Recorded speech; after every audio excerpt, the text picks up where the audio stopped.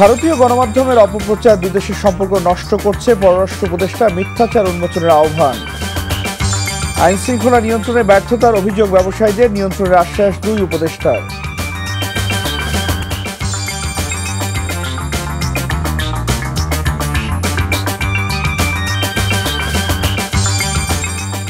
আসসালামু আলাইকুম, রাইসুল হক চৌধুরী স্বাগত জানাচ্ছি এনটিভির মধ্যরাতের খবরে।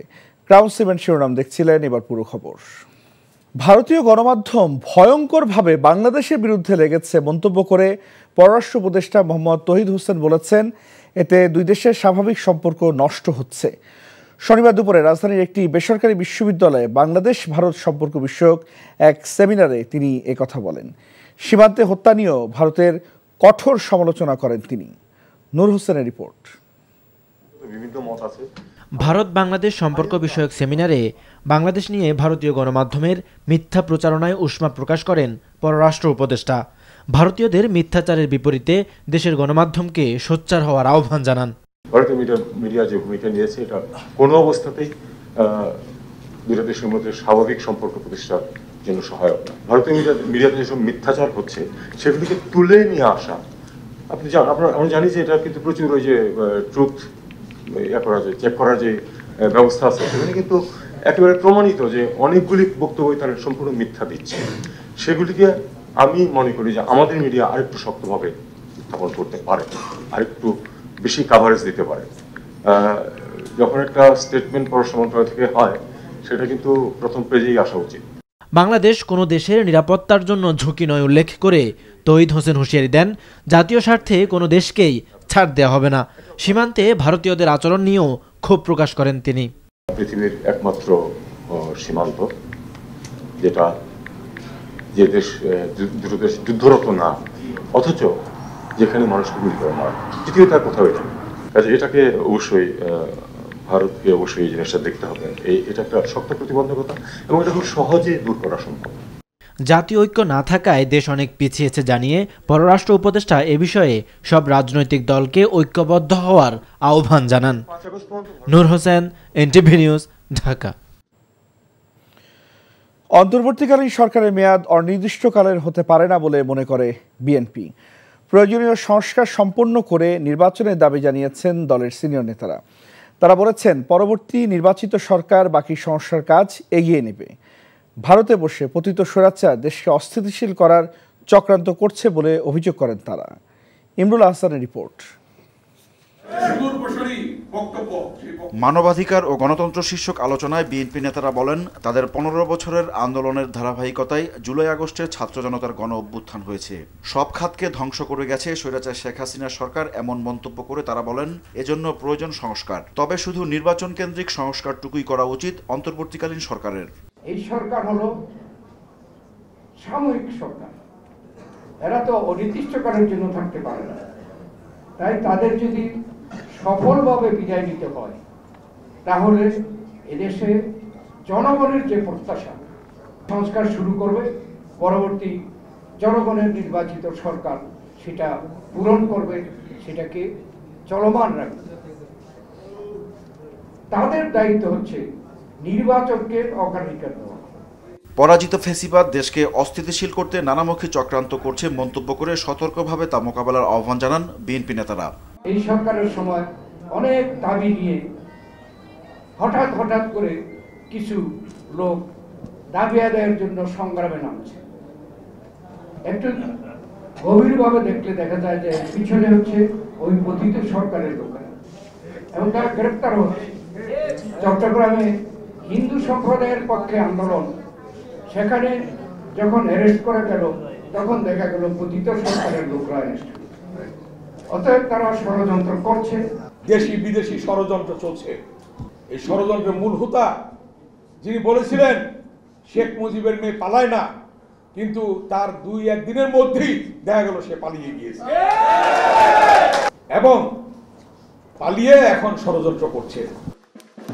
এদিকে গণফোরামের কাউন্সিলে আমির খসরু মাহমুদ চৌধুরী বলেন, ভোটাধিকার ও গণতন্ত্রের আকাঙ্ক্ষা থেকে অন্তর্বর্তী সরকারকে সহযোগিতা করে যাচ্ছে বিএনপি। এই অন্তর্বর্তীকালীন সরকারের মাধ্যমে আমাকে শান্তিপূর্ণভাবে ক্ষমতা হস্তান্তর করে গণতান্ত্রিক প্রক্রিয়া যাওয়া ছাড়া আর কোনো পথ নাই। এই প্রক্রিয়া যাতে সুস্থভাবে আমরা চালিয়ে দিতে পারি, সেই জন্য আমরা একসাথে কাজ করতে হবে। ভারত বাংলাদেশে অস্থিরতা তৈরির চেষ্টা করছে বলে অভিযোগ করেন আমির খসরু। Imrul Hasan, NTV news, Dhaka. 10 দিনের সফরে যুক্তরাজ্য গেছেন বিএনপি মহাসচিব মির্জা ফখরুল ইসলাম আলমগীর। শনিবার সকালে বাংলাদেশ বিমানের একটি ফ্লাইটে সস্ত্রীক ঢাকা ত্যাগ করেন বিএনপি মহাসচিব। এই সফরে লন্ডনে বিএনপির বিভিন্ন দলীয় অনুষ্ঠানের পাশাপাশি দলের ভারপ্রাপ্ত চেয়ারম্যান তারেক রহমানের সাথেও সাক্ষাতের কথা রয়েছে মির্জা ফখরুলের। দেশের চলমান পরিস্থিতি, অন্তর্বর্তীকালীন সরকারের সংস্কারের অগ্রগতি, আগামী নির্বাচন সহ বিভিন্ন গুরুত্বপূর্ণ ইস্যুতে আলোচনা হতে পারে বিএনপির এই দুই শীর্ষ নেতার মধ্যে। 10 দিনের সফর শেষে আগামী 11 ডিসেম্বর তার দেশে ফেরার কথা রয়েছে। নির্বাচন নিয়ে অস্থিরতার কারণে ছাত্র জনতার রাষ্ট্র সংস্কারের দাবি পূরণ হওয়া নিয়ে সংশয় প্রকাশ করেছেন প্রধান উপদেষ্টার প্রেস সচিব শফিকুল আলম। তবে বিএনপির স্থায়ী কমিটির সদস্য আমির খসরু মাহমুদ চৌধুরী বলেন, জাতীয় সরকার গঠন করে সংস্কার করলে বেশি টেকসই হবে। শনিবার রাজধানীর মহাখালীর ব্র্যাক সেন্টারে ন্যাশনাল ডেমোক্রেটিক মুভমেন্ট এনডিএম আয়োজিত রাষ্ট্র সংস্কার বিষয়ক সভায় তারা এসব কথা বলেন। নিয়ামুল আজিজ সাদিকের রিপোর্ট। নির্বাচনের আগে রাষ্ট্রকে সংস্কার ও শক্ত ভিত্তির উপর দাঁড় করানো নিয়ে সাম্প্রতিক সময়ে রাজনৈতিক অঙ্গনে ভিন্ন মত লক্ষ্য করা যাচ্ছে। এ বিষয়ে প্রধান উপদেষ্টার প্রেস সচিব বলেন, ছাত্র জনতার আকাঙ্ক্ষার রাষ্ট্র সংস্কার না করে নির্বাচন যুক্তিযুক্ত হবে না। আমাদের মধ্যে যে রেস্টলেস মাইন্ডগুলো আবার চারা দিয়ে উঠতেছে, আমরা কি সত্যিকার অর্থে রিফর্মটা করতে পারবো কি করতে পারবো না, এটা এখন বিগ ইস্যু। প্রতিটা ওয়ালে ওয়ালে লেখা আছে রাষ্ট্রটাকে মেরামত করতে হবে। আমরা যদি রাষ্ট্র মেরামতের কোনো আয়োজন না করে, কিছু না করে আমরা চলে যাই, আমাদেরকে এই জেনারেশন বলবে যে তোমরা আমাদেরকে কাঠগড়ায় দাঁড় করাবে। নির্বাচন নিয়ে বিএনপির দাবির পক্ষে যুক্তি তুলে ধরে আমির খসরু বলেন, তাদের 31 দফায় অনেক দলের সংস্কার প্রস্তাবনা আছে। পলিটিক্যাল ডেমোক্রেটিক প্রসেসটা আমাদেরকে অব্যাহত রাখতে হবে। এরকম খালেদা যে একটা ভিশন 2030 দিয়েছে, যেখানে এই যে সংসদের 2টা চেম্বার হবে, 2বারের বেশি প্রধানমন্ত্রী থাকতে পারবে না, সামগ্রিকভাবে সবকিছু এখানে আছে। যদি কিছু না থেকে থাকে আমরা বলেছি we can also discuss that, আলোচনা করে আমরা সেটা আনা যাবে। ভারতীয় আধিপত্যবাদের বিরুদ্ধে অন্তর্বর্তী সরকারকে শক্ত অবস্থান নেয়ার দাবি জানান কয়েকজন বক্তা। কিন্তু বাংলাদেশের মানুষের জন আকাঙ্ক্ষাকে উপলব্ধি করার মতো যে মিনিমাম কূটনৈতিক দক্ষতা ভারতের থাকার কথা ছিল, সেটি কিন্তু নেই। ছাত্র আন্দোলনকে নিয়ে, ইসকনকে নিয়ে যে ধরনের মিথ্যা নিউজ ভারতীয় সংবাদ মাধ্যমে প্রচার করা হচ্ছে, সেগুলোর ব্যাপারে আমাদের জবাব কি? Niamul Aziz Sadek, NTV news, Dhaka.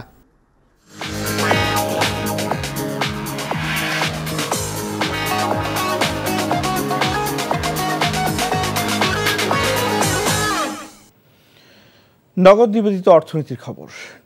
দেশের আইনশৃঙ্খলা পরিস্থিতি ঠিক করতে পুরোপুরি ব্যর্থ হচ্ছে অন্তর্বর্তী সরকার, এমন অভিযোগ করে ব্যবসায়ী নেতারা বলছেন, অবস্থার উন্নতি না হলে ধ্বংসের দিকে যাবে দেশের ব্যবসা বাণিজ্য। শনিবার রাজধানীর একটি হোটেলে ডিসিসি আয়োজিত ব্যবসায়িক সম্মেলনে এসব কথা বলেন তারা। এ সময় বাণিজ্য উপদেষ্টা শেখ বশির উদ্দিন বলেন, শ্রমিকদের ব্যবহার করে দেশে নৈরাজ্য সৃষ্টির চেষ্টা চলছে, যে বিষয়ে এখন সতর্ক সরকার। হাসানুল শাওনের রিপোর্ট। বেসরকারি খাতে প্রত্যাশা এবং প্রাধান্য বিষয়ে ঢাকা চেম্বারের আয়োজনে এই সম্মেলন, যাতে প্রায় সব বক্তাই উদ্বেগ জানান দেশের আইন শৃঙ্খলা পরিস্থিতি নিয়ে। এছাড়া অর্থনীতির স্বার্থে ব্যাংকিং খাতে শৃঙ্খলা আনার পাশাপাশি মূল্যস্ফীতি নিয়ন্ত্রণের কার্যকর উদ্যোগ নেয়ার পরামর্শ দেন তারা। ল অ্যান্ড অর্ডার সিচুয়েশনটা এখানে I am sorry to say the interim government has been a total failure. এটা ওনাদেরকে মানতে হবে। ল অর্ডার সিচুয়েশনটাকে জিরো টলারেন্সের মধ্যে নিয়ে আসা, এর কোনো বিকল্প নাই। শ্রমিকরা এখন জানে যে যাই কিছু করুক না কেন তাদেরকে কেউ গুলি করবে না বা কিছু করবে না এখন। যার কারণে এমন অবস্থা যে দাবি মানে যা আছে সবই তাকে মানতে হবে। ল অ্যান্ড অর্ডারটা তো আমার মনে হয় immediately 30 day we should put a plan together. এটা না হলে ব্যবসায়ীদের জন্য একটা বড় বড় চ্যালেঞ্জ রয়ে যাবে, এটা এখন ফরেন ইনভেস্টরি হোক আর দেশি ইনভেস্টরি হোক। এ সময় বাণিজ্য উপদেষ্টা বলেন, আইন শৃঙ্খলা পরিস্থিতি স্বাভাবিক করার চেষ্টা করছে সরকার। আমাদের যেহেতু শ্রমিকের বেসটা অনেক বড়, যারা এই নৈরাজ্যটা সৃষ্টি করার চেষ্টা করছেন, তারা রাইটলি এটাকে একটা সফট টার্গেট হিসেবে নিয়ে একটা নৈরাজ্য তৈরি করছে, but I am sure you can see a successive improvement of situations, and going forward I assure you that you will see better situations. অনুষ্ঠানে অর্থ উপদেষ্টা বলেন ৩-৪ মাসেই দেশের সব ঠিক হয়ে যাবে এমনটা প্রত্যাশা করলে সেটা হবে উচ্চাশা, তবে সরকার চেষ্টা করছে বলে জানান তিনি। আপনারা তো হতাশ হবেন না, 15 বছরে যেটা হয়েছে এখন যদি আপনারা বলেন ৩-৪ মাসে এসে চিফ অ্যাডভাইজার সালাউদ্দিন সাহেবরা সব করে দেবে, দিস ইজ একটু এক্সপেকটেশনটা একটু লফটি। এছাড়া দেশের স্বার্থে অন্তর্বর্তী সরকারের সংস্কার কার্যক্রমগুলো পরবর্তী রাজনৈতিক সরকারকে এগিয়ে নিতে হবে বলেও জানান doctor Salehuddin Ahmed. Hasanul Shaon, NTV news, Dhaka. সম্প্রতি আদালত অঙ্গনে ঘটে যাওয়া অপ্রীতিকর ঘটনায় আইনজীবীদের আরও দায়বদ্ধ থেকে কাজ করার আহ্বান জানিয়েছেন প্রধান বিচারপতি সৈয়দ রেফাত আহমেদ। শনিবার সুপ্রিম কোর্ট আইনজীবী সমিতি আয়োজিত নবীন আইনজীবীদের কর্মশালায় তিনি এই আহ্বান জানান। বলেন, আইনের শাসন নিশ্চিত করতে হলে নির্বাহী বিভাগ থেকে বিচার বিভাগকে পুরোপুরি আলাদা করতে হবে। এজন্য সরকারকে আনুষ্ঠানিক প্রস্তাব দেওয়া হয়েছে। বিচারপতি অপসারণের ক্ষমতা এখন সুপ্রিম জুডিশিয়াল কাউন্সিলে ফিরে এসেছে বলেও উল্লেখ করেন তিনি। নবীন আইনজীবীদের সততার সঙ্গে কাজ করার পরামর্শ দেন প্রধান বিচারপতি সৈয়দ রেফাত আহমেদ। বাংলাদেশ সাম্প্রদায়িক সম্প্রীতির এক জ্বলন্ত উদাহরণ, তাই এই মেলবন্ধন কোনোভাবেই নষ্ট হতে দেওয়া হবে না বলে মন্তব্য করেছেন জামায়াতে ইসলামীর আমির ডাক্তার শফিকুর রহমান। সাতক্ষীরায় জামায়াতে ইসলামীর কর্মী সভায় তিনি কথা বলেন। দেশবিরোধী ষড়যন্ত্রে সবাইকে সজাগ থাকার ও আহ্বান জানান তিনি। সাতক্ষীরা প্রতিনিধি SM জিন্নার পাঠানো রিপোর্ট, জানাচ্ছেন জীবন আহমেদ। দীর্ঘ 15 বছর পর সাতক্ষীরা শহরের সরকারি উচ্চ বিদ্যালয় মাঠে জামায়াত ইসলামীর কর্মী সমাবেশ জনসমুদ্রে পরিণত হয়। সমাবেশ শুরু হওয়ার আগে কানায় পূর্ণ হয়ে যায় মাঠ। সমাবেশে জামায়াতের আমির বলেন, যাদের মধ্যে দেশপ্রেম আছে তারা পালিয়ে যায় না, স্বৈরাচার ফ্যাসিস্টরাই কেবল দেশ ছেড়ে অন্যত্র চলে যায়। আমাদের উপর জুলুম করা হয়েছে, আমরা দেশ ছেড়ে কোথাও পালিয়ে যাই। দেশকে যারা ভালোবাসে তারা দেশ ছেড়ে পালিয়ে যেতে পারে না। দেশের প্রতি যাদের দায়বদ্ধতা, তারা যে কোনো সময় দেশকে খোদাফিজ বলতে পারে। ষড়যন্ত্র অব্যাহত আছে উল্লেখ করে শফিকুর রহমান বলেন, সবাইকে সতর্ক দৃষ্টি রাখতে হবে যাতে দেশে কোনো নৈরাজ্য তৈরি হতে না পারে। আমাদের আকাশে আজকের মেঘের কথা বলছি না, কালো শকুন এখনো ঘোরাফেরা করতেছে। এই শকুনের দিকে তীর্যক দৃষ্টি রাখতে হবে, কোনো শকুনকে মাটিতে নামতে দেওয়া যাবে। আমরা এমন একটি দেশ চাই যে দেশে মসজিদ পাহারা দেওয়ার প্রয়োজন হবে না, মন্দির এবং মঠ পাহারা দেওয়ার দরকার, গির্জা পাহারা দেওয়া লাগবে না। সকল ধর্মের লোকেরা তাদের আপন আপন ধর্ম তাদের মতো করে শান্তিতে নিরাপত্তার সাথে তারা পালন করবে। সাতক্ষীরা জেলা জামায়াতের আমির উপাধ্যক্ষ শহীদুল ইসলাম মুকুলের সভাপতিত্বে সম্মেলনে বক্তব্য রাখেন দলের কেন্দ্রীয় নির্বাহী পরিষদ সদস্য অধ্যক্ষ মোহাম্মদ ইজ্জতুল্লাহ, কেন্দ্রীয় সাংগঠনিক সম্পাদক মুহাদ্দিস আব্দুল খালেক, সাবেক সংসদ সদস্য Gazi Nazrul Islam. Jibon Ahmed, NTV news desk. Delhi থেকে বাংলাদেশের বিরুদ্ধে পরিকল্পিত ষড়যন্ত্র হচ্ছে অভিযোগ করে বিএনপির সিনিয়র যুগ্ম মহাসচিব রুহুল কবির রিজভী ষড়যন্ত্রকারীদের রুখে দিতে সবাইকে সতর্ক থাকার আহ্বান জানিয়েছেন। শনিবার বিকেলে নয়াপল্টনে দলটির কেন্দ্রীয় কার্যালয়ে জাতীয়তাবাদী সাংস্কৃতিক সংগঠন জাসাস আয়োজিত এক অনুষ্ঠানে এই আহ্বান জানান তিনি। এদেশে যুগ যুগ ধরে হিন্দু মুসলমান সৌহার্দ্য আর সম্প্রীতি নিয়ে একসাথে বসবাস করছে, হঠাৎ করে ইসকন কেন এত আগ্রাসী তৎপরতা চালাচ্ছে প্রশ্ন রেখে রিজভী আহমেদ বলেন, এসব ষড়যন্ত্রের অংশ। এই ষড়যন্ত্রকারীদের যে কোনো মূল্যে রুখে দেওয়ার আহ্বান জানান তিনি। বাংলাদেশের নাগরিকদের চিকিৎসা না দেয়ায় ভারতীয় ডাক্তারদের এমন ঘোষণা এদেশের মানুষের প্রতি তাদের বিদ্বেষ পোষণের অংশ বলে মনে করছেন বিএনপির এই নেতা। হাঁটার যে সুযোগটা হয়েছে সেইটাকে নস্যাৎ করার জন্য পরিকল্পিত অপপ্রচার করছেন আপনার দিল্লির সাউথ ব্লক থেকে। আমি অপপ্রচারের কয়েকটা দেখলাম তাদের বিভিন্ন ইউটিউবে যে সার্জিক্যাল অপারেশন তারা করবে। তো ওরা কি মনে করে আমাদেরকে? আপনি সার্জিক্যাল অপারেশন করবেন আর আমরা হাত গুটিয়ে বসে থাকবো? আমরা কি বলে যে আঙ্গুল চুষতে থাকবো? এটা আপনাদের ভুল ধারণা। রাজধানীর কারওয়ান বাজার থেকে আটকের ঘণ্টা দুয়েক পর শর্ত সাপেক্ষে সাংবাদিক মুন্নী সাহাকে ছেড়ে দেওয়া হয়েছে।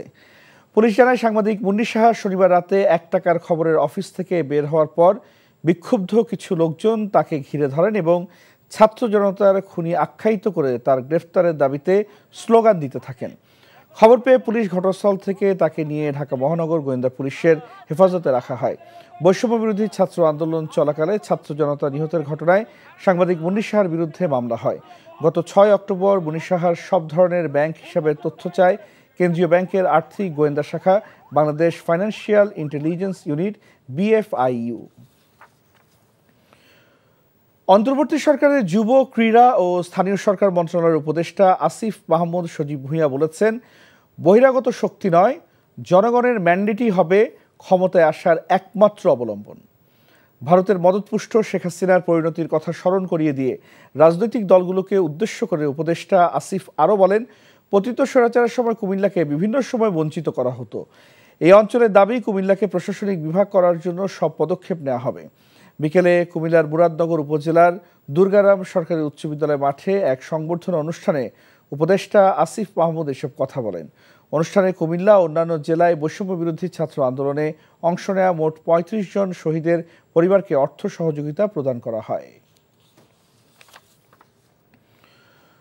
গত 15 নভেম্বর রাজধানীর ধানমন্ডিতে একটি বাসায় যুক্তরাজ্য প্রবাসী চিকিৎসক আব্দুর রশিদকে হত্যার ঘটনায় জড়িত 3 জনকে গ্রেপ্তার করেছে পুলিশ। গ্রেপ্তারকৃতরা হলেন নাইম, রিফাত ও শাওন। 2 সপ্তাহ পর তাদের গ্রেপ্তার করে স্বীকারোক্তিমূলক জবানবন্দি দিতে পাঠানো হয় আদালতে। সকালে ডিএমপি মিডিয়া সেন্টারের সংবাদ সম্মেলনে রমনা বিভাগের উপপুলিশ কমিশনার মাসুদ আলম এই তথ্য জানান। বলেন, আসামিদের 2 জন আব্দুর রশিদের বাসায় ভাড়াটিয়া ছিলেন।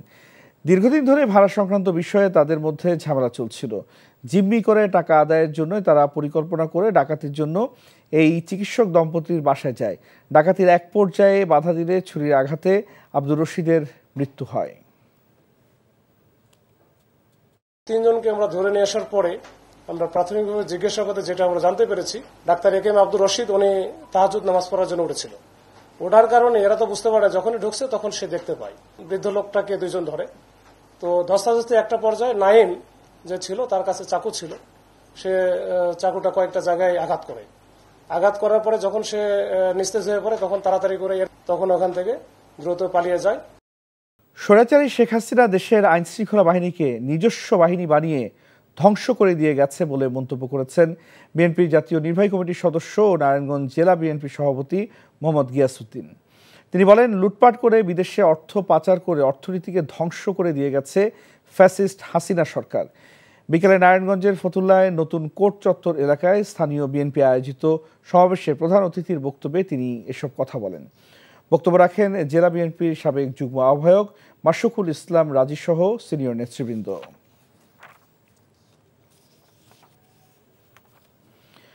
ঢাকা রিপোর্টার্স ইউনিটি DRUর কার্যনির্বাহী কমিটির সভাপতি নির্বাচিত হয়েছেন আবু সালে আকন আর সাধারণ সম্পাদক হয়েছেন মাইনুল হাসান সোহেল। রাজধানীর সেগুনবাগিচায় DRU সাগররুনি মিলনায়তনে শনিবার দিনভর নির্বাচনের ভোট গ্রহণ শেষে সন্ধ্যায় এ ফলাফল ঘোষণা করেন প্রধান নির্বাচন কমিশনার এম এ আজিজ। ঘোষিত ফলাফল অনুযায়ী DRUর সভাপতি পদে 801 ভোট পেয়ে জয়ী হন দৈনিক নয়াদিগন্ত পত্রিকার আবু সালে আকন। আর তার নিকটতম প্রতিদ্বন্দ্বী বাংলাদেশ সংবাদ সংস্থার মুরসালিন নোমানি পেয়েছেন 496 ভোট। DRUর সাধারণ সম্পাদক পদে দৈনিক ইনকিলাবের মাইনুল হাসান সোহেল 548 ভোট পেয়ে বিজয়ী হয়েছেন। তার নিকটতম প্রতিদ্বন্দ্বী 71 টেলিভিশনের শাহাদাত শারমিন পেয়েছেন 364 ভোট। এর আগে সকাল 9টা থেকে 5টা পর্যন্ত উৎসবমুখর পরিবেশে ভোট অনুষ্ঠিত হয়। এই নির্বাচনে মোট 21টি পদের মধ্যে 4টিতে বিনা প্রতিদ্বন্দ্বিতায় প্রার্থীরা জয়ী হয়েছেন। বাকি 17টি পদে প্রতিদ্বন্দ্বিতা করেন 31 জন প্রার্থী। ভারতীয় গণমাধ্যমের অপপ্রচার দুদেশের সম্পর্ক নষ্ট করছে, পররাষ্ট্র উপদেষ্টা মিথ্যাচার উন্মোচনের আহ্বান। আইনশৃঙ্খলা নিয়ন্ত্রণে ব্যর্থতার অভিযোগ ব্যবসায়ীদের, নিয়ন্ত্রণের আশ্বাস 2 উপদেষ্টার। আইনজীবী আলিফ হত্যায় 2টি মামলা পরিবারের, হত্যাকারীদের ফাঁসি ও ইসকন নিষিদ্ধের দাবি। এই ছিল মধ্যরাতের খবর। এই খবরের ভিডিও শো আপডেট জানতে ভিজিট করুন NTV অনলাইন www.ntvbd.com। এছাড়াও NTV জনপ্রিয় সব অনুষ্ঠান ও খবরে আপডেট জানতে ভিজিট করুন আমাদের ইউটিউব ও ভেরিফাইড ফেসবুক পেজ। সকাল 7:30টায় সকালের খবর দেখার আমন্ত্রণ রইল।